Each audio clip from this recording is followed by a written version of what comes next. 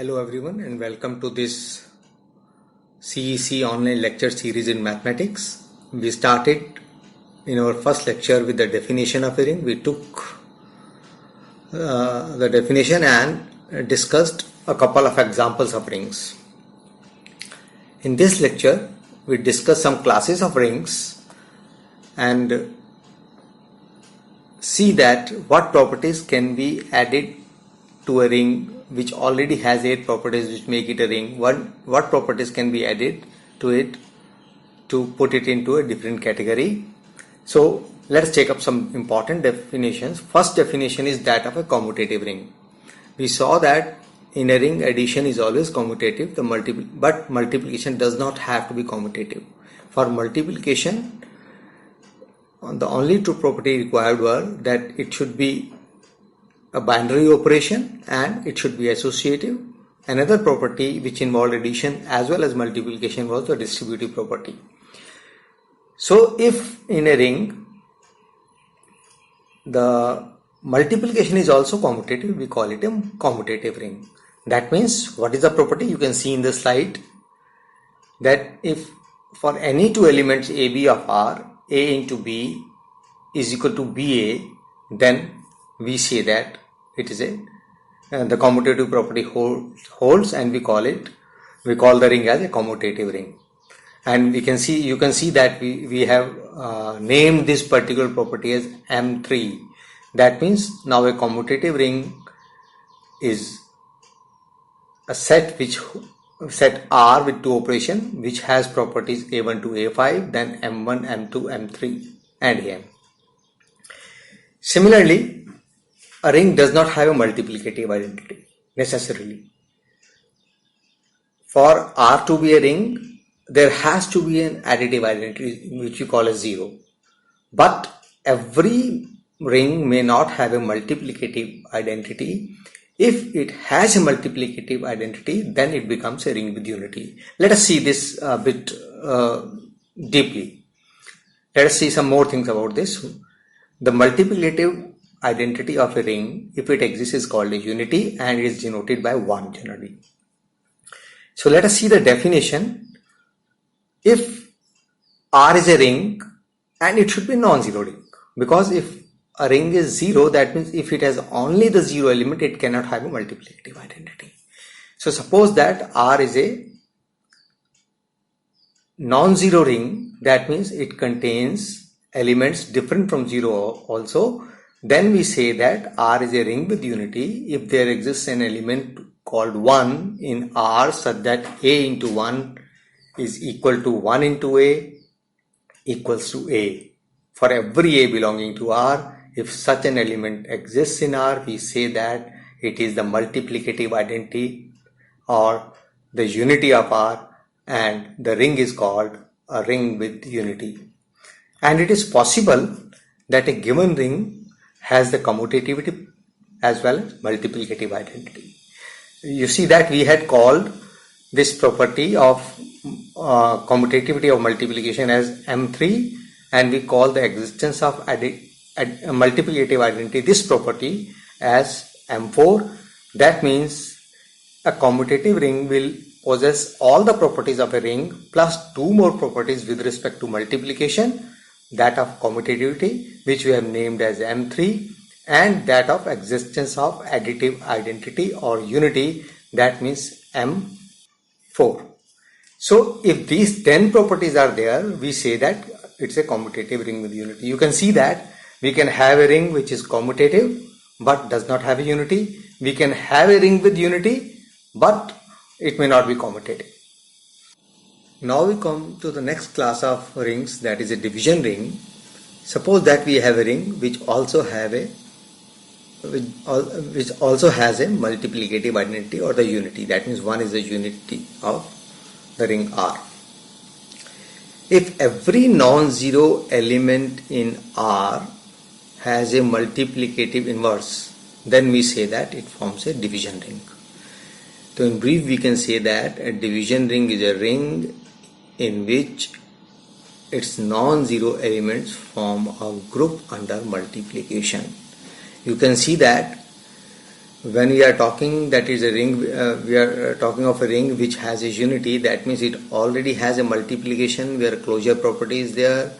It has an associative property, and it has an, because it is a ring with unity, it has a multiplicative identity also. And if every element, every non-zero element of it also has an inverse, then it will form a group under multiplication. But it's non-zero elements only. Zero cannot have a multiplicative inverse.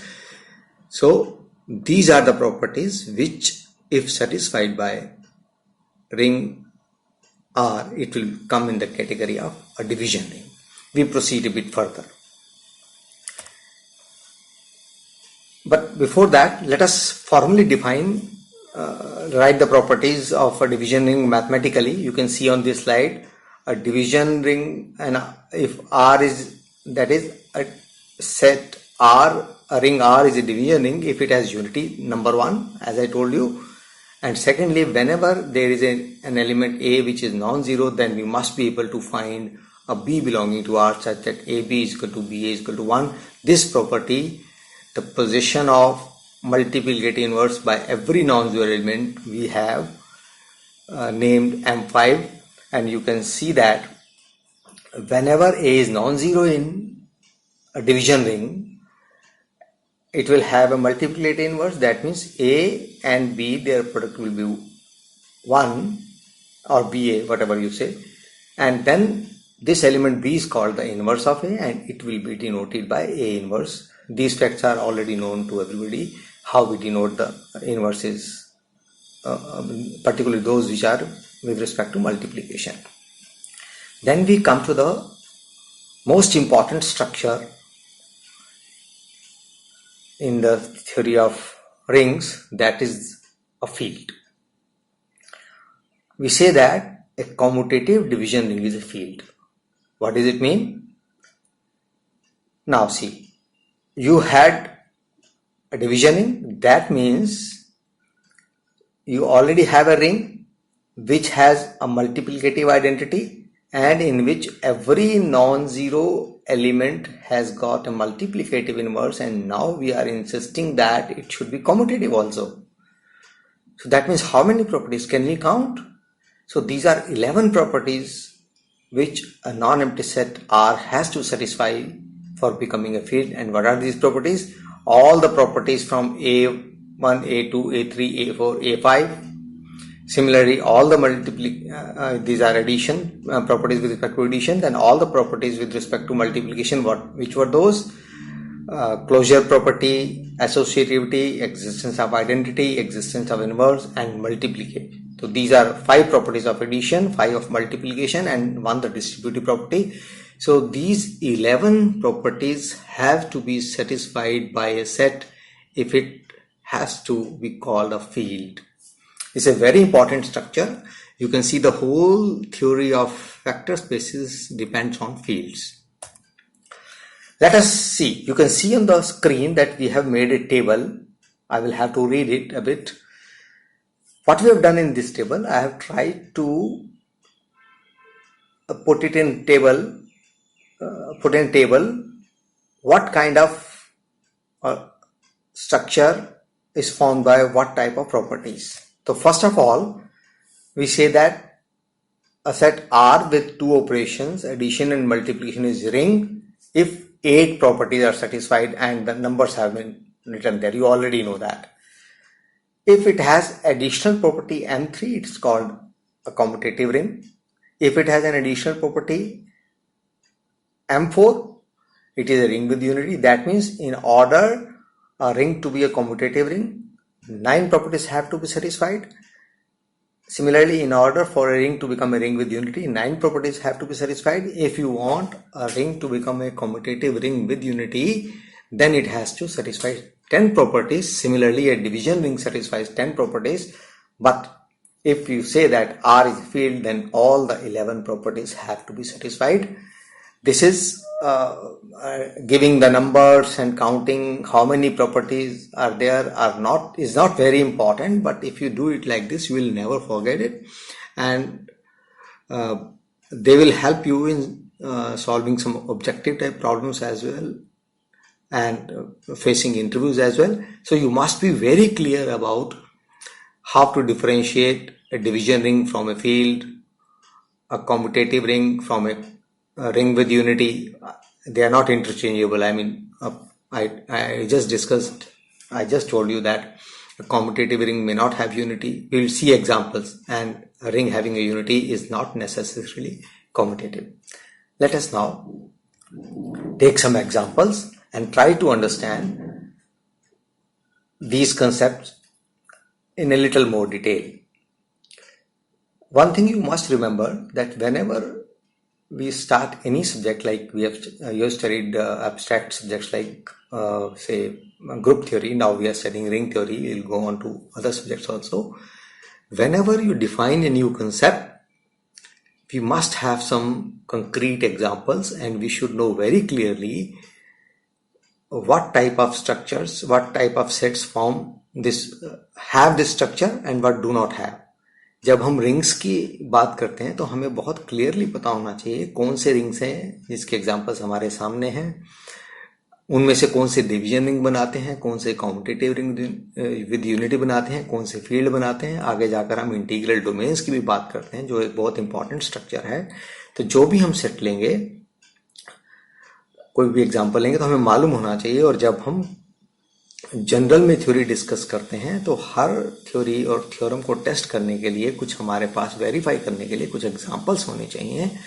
और examples का जो जखीरा है, that stock of examples is very very important. Therefore I am always insisting on examples. तो अब हम बहुत detail में इस लेक्चर में भी और अगले लेक्चर्स में, क्योंकि काफ़ी सारे स्ट्रक्चर्स हैं जिनको हमने पढ़ा है, एक आध और भी आएगा, उन सब के लिए हमें बहुत क्लियरली एग्जांपल्स मालूम होने चाहिए. तो हम थोड़ा सा प्रोसीड करते हैं. सबसे पहले हम चलते हैं फील्ड ऑफ रियल नंबर्स की तरफ. मैंने ऊपर ही लिख दिया कि फील्ड ऑफ रियल नंबर्स, इसका मतलब फील्ड बनाता है. रियल नंबर्स में दो ऑपरेशंस हमें मालूम है. ऑर्डिनरी एडिशन, जिससे हम दो रियल नंबर्स को मल्टीप्लाई करते हैं, और ऑर्डिनरी मल्टीप्लिकेशन, जिससे हम दो रियल नंबर्स को, ऑर्डिनरी एडिशन जिसमें हम ऐड करते हैं दो रियल नंबर्स को, और जिनमें मल्टीप्लाई करते हैं ऑर्डिनरी मल्टीप्लिकेशन की हेल्प से. तो जब हमारे पास ये दोनों ऑपरेशंस हैं आर के अंदर, तो आप चेक कर सकते हैं कि सारी की सारी 11 प्रॉपर्टीज जो हमने मेंशन की हैं वो सेटिस्फाइड होंगी. आप चेक कर सकते हैं. मल्टीप्लिकेशन की अगर हम बात करें फॉर एग्जांपल, तो मल्टीप्लिकेटिव आइडेंटिटी रियल नंबर्स की 1 है. आप किसी भी रियल नंबर को 1 से मल्टीप्लाई करें वही नंबर आ जाता है. और हर नॉन जीरो एलिमेंट जो रियल नंबर का है उसका एक इनवर्स होता है. आपने 7 लिया तो 1/7 लिया, 1/7 उसका इन्वर्स हो जाएगा. √6 लिया तो 1/√6 हो जाएगा. अगर आप -√23 की बात करें तो उसका जो मल्टीप्लिकेटिव इन्वर्स है -1/23 होगा. तो हम देख सकते हैं 0 को छोड़कर बाकी हर एलिमेंट का एक मल्टीप्लिकेटिव इन्वर्स है. बाकी सारी प्रॉपर्टीज चेक करनी बहुत सिंपल है. एडिटिव इन्वर्स भी हमें मालूम है. एडिशन की आइडेंटिटी ऑब्वियसली 0 है. तो ये सब की सब 11 प्रॉपर्टीज आप चेक कर सकते हैं. जब आप स्कूल में पढ़ रहे थे तब भी आपने स्कूल बुक्स में फील्ड ऑफ रियल नंबर्स की बात की होगी. अगर फील्ड नाम यूज नहीं किया होगा तो भी हमने देखा होगा कि एडिशन ये सारी प्रॉपर्टीज सेटिस्फाई करती है, मल्टीप्लिकेशन भी ये सारी प्रॉपर्टीज सेटिस्फाई करती है, जिनको लेकर हम फील्ड बना रहे हैं.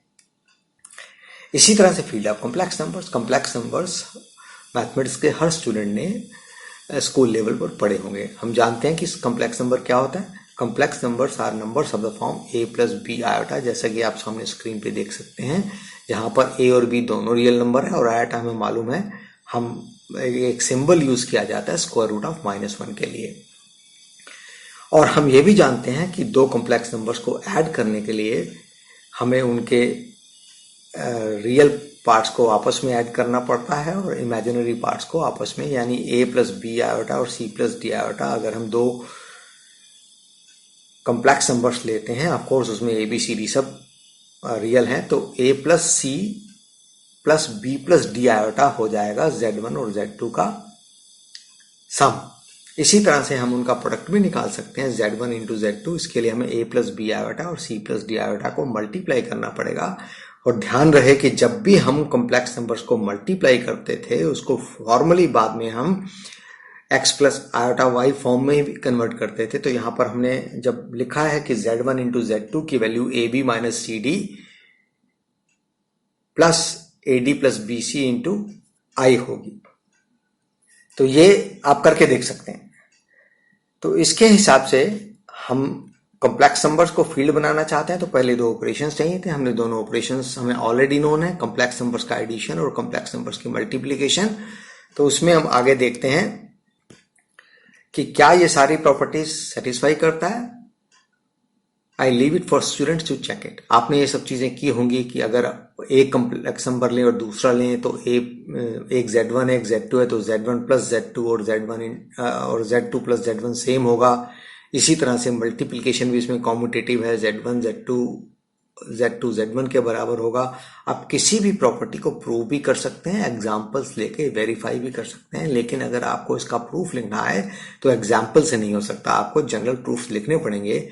आपको सपोज एसोसिएटिव प्रॉपर्टी प्रूव करनी है या डिस्ट्रीब्यूटिव प्रॉपर्टी प्रूव करनी है तो आपको Z1 Z2 Z3 तीन कॉम्प्लेक्स नंबर चूज करने पड़ेंगे। a प्लस बी आयोटा ले लीजिए, c प्लस डी आयोटा ले लीजिए और कोई एक x प्लस वाई आयोटा ले लीजिए। और उसमें एक्चुअल आप फॉर एग्जाम्पल अगर आप डिस्ट्रीब्यूटिविटी करना चाहते हैं तो उनके लेफ्ट हैंड साइड और राइट हैंड साइड को मल्टीप्लाई करके प्रूव कीजिए पूरा। तो इसमें आप देख सकते हैं कि सारी प्रॉपर्टी सेटिस्फाइड हैं, यहां तक कि इनवर्स भी, मल्टीप्लिकेटिव इनवर्स। अगर आप 1 प्लस 2 आयोटा लेते हैं तो उसका मल्टीप्लिकेटिव इनवर्स क्या 1/1 प्लस 2 आयोटा होता है। लेकिन हमने आपको ध्यान हो कि हमें सिर्फ नॉन जीरो एलिमेंट्स के इनवर्स निकालने होते हैं, जीरो का इनवर्स नहीं होगा, क्योंकि जीरो को 0 प्लस आयोटा लिखेंगे और इसके इनवर्स की हमें रिक्वायरमेंट भी नहीं है फील्ड के लिए। तो अगर आप 3 माइनस 4 आयोटा लेंगे तो इसके मल्टीप्लिकेटिव इनवर्स को 1/3 माइनस 4 आयोटा लिख सकते हैं। हम जनरल रूल भी बना सकते हैं, जैसे कि इस स्लाइड में आप देख सकते हैं कि अगर a प्लस बी आयोटा एक कॉम्प्लेक्स नंबर है, इसको हम z से डिनोट कर रहे हैं और ये नॉन जीरो है। अब किसी कॉम्प्लेक्स नंबर को जब हमने a प्लस बी आयोटा की फॉर्म में एक्सप्रेस किया है और हम कह रहे हैं कि वो जीरो नहीं है, तो इसका मतलब a और b दोनों एक साथ जीरो नहीं हो सकते, because if a is 0 and b is 0 it becomes zero ना, it become zero plus zero आएगा, तो जो कि एडिटिव आइडेंटिटी है एडिशन की कॉम्प्लेक्स नंबर्स में।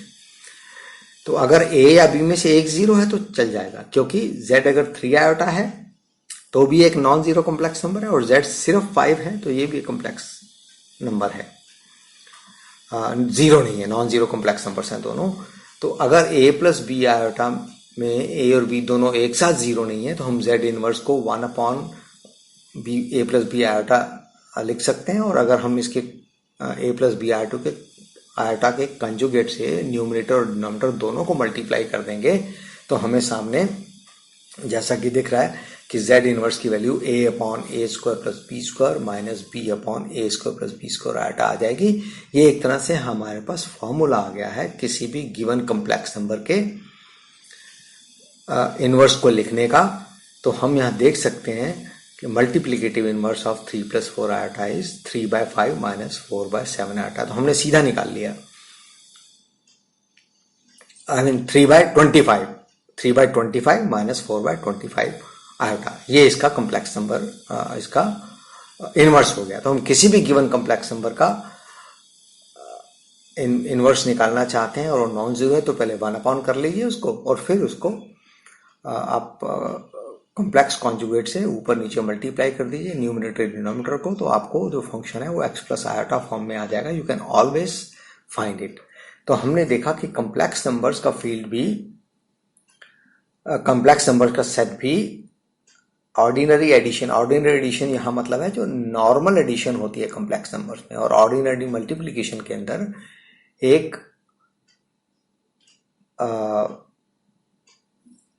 फील्ड बनाता है। तो हमें कॉम्प्लेक्स नंबर का फील्ड बहुत इंपॉर्टेंट फील्ड है, इसको हम काफी डिटेल में स्टडी करेंगे बाद में, और रियल नंबर्स का फील्ड भी। ये हमने थोड़े बड़े सेट्स ले लिए हैं। जब हम शुरू किया था रिंग्स को स्टडी करना तो पहला एग्जांपल हमने इंटीजर्स का किया था, तो हमारे लिए ये इन्वेस्टिगेट करना रह गया क्या इंटीजर्स एक फील्ड बनाता है या नहीं, क्या रैशनल नंबर्स का सेट एक फील्ड बनाता है या नहीं, पर हाँ, हमने उनके सुपर सेट्स यानी सेट ऑफ रियल नंबर्स और सेट ऑफ कॉम्प्लेक्स नंबर्स के बारे में बात कर ली है। तो अगली क्लास में, अगले लेक्चर में हम बात करेंगे कुछ और इम्पॉर्टेंट एग्जाम्पल्स के जिनको हमें ज़रूरत पड़ेगी। वो जो रिंग की डिफरेंट क्लासेस में है, कौन सा सेट सिर्फ रिंग बनाता है, कौन सा कॉम्पिटिटिव रिंग बनाता है, कौन सा कॉम्पिटिटिव रिंग विद यूनिटी और कौन सा रिंग फील्ड बनाता है, इन सब पर डिस्कशन हम और आगे करेंगे। आज के लिए इतना ही। Thank you very much.